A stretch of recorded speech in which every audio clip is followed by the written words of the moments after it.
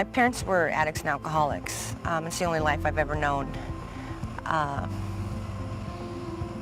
Addiction is, cunning, baffling, and powerful, and it will continue to repeat the cycle until people become educated to learn to do something different.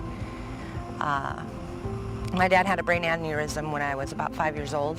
It should have killed him, but he survived. They peeled his face off twice and operated on his brain, and it destroyed the man that I knew. He became very violent, disillusioned, and paranoid. My mom and dad wound up splitting up. My mom became a very heavy alcoholic. She was a nurse in the emergency room in Fargo, North Dakota. She spent her whole check one night in the bar. She came home just belligerent, and it was a bad night. I was 9 years old, and I took the phone and hid in a closet and called my grandparents in Iowa to come and get us.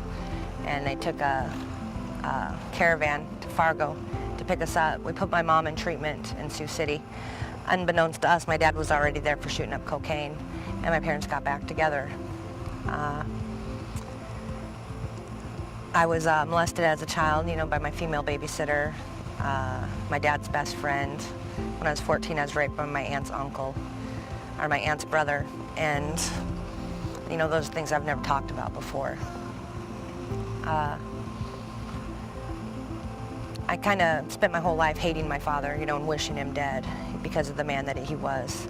And when I was 17 years old, I graduated midterm from high school and moved out the same day. 2 weeks before my actual graduation, we found out my dad had cancer, and they gave him 6 months to live. He lived for 5. That's when my drug use began. I didn't know how to deal with my feelings. Nobody in my family dealt with feelings. They used drugs. So, I started off pretty hardcore: crank, cocaine, LSD, marijuana. You name it, I did it every day just to not feel what I was feeling. I started having children. Growing up, I never wanted to be like my parents. I wanted to be that parent that rocked their kids and read them stories and baked cookies. And one day I woke up and realized I was just like them, but I didn't know what to do. After my 4th child was born, 4 days later, I slit my wrist and I wound up in Cherokee Mental Health on a 48-hour hold. While I was there, a CPS worker came to speak to me and told me about a program in Sioux City called Women's and Children's. And I called and did my intake, and I had this glimmer of hope, that maybe something could be different. The brochure said, "Life can change, we can help." So I got accepted into that program, but it was a 2-week wait for my bed. And I voluntarily signed myself in to stay at Cherokee Mental Health because I knew if I went home that I'd never make it to Women's and Children's. I'd start using again, and that would be the end of it. So I went to Women's and Children's and successfully completed that program. I had 144 days clean, and my therapist was going to send me home, and I cried. I said, I can't go home. The people there that are going to greet me, have the same thought pattern as I do. When you get out of rehab, you continue to use. Rehab was like a punishment in my world, at that, before I got to rehab. Rehab was a punishment to drug addicts that they can't do drugs for a set amount of time. When they get out, they continue to use drugs. So they let me go to their sober living environment with my children, and it was a 2-year program. And upon getting ready to leave there after my 2 years, I self-sabotaged. I thought, if I use, they won't let me leave. Well, they had to turn me into CPS, and my children were removed. I went and talked to my therapist and signed myself into a 30-day rehab program called Synergy.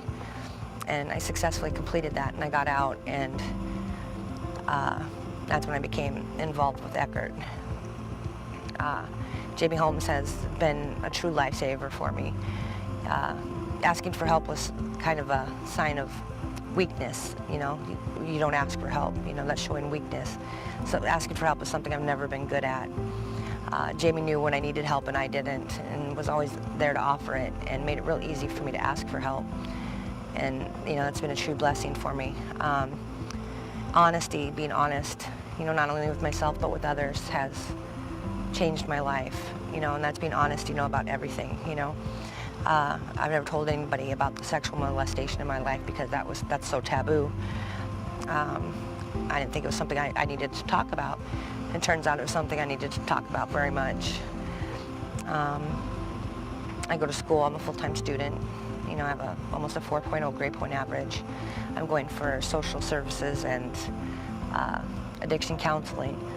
The longer, I've been with Eckerd, I changed, more of my classes into the social work aspect, because I think that's where I'd make the most difference, is in helping, other parents, like me, to get their children back and remain sober and fight the fight on a daily basis. There's so many unmanageables in life, things that you have no control over.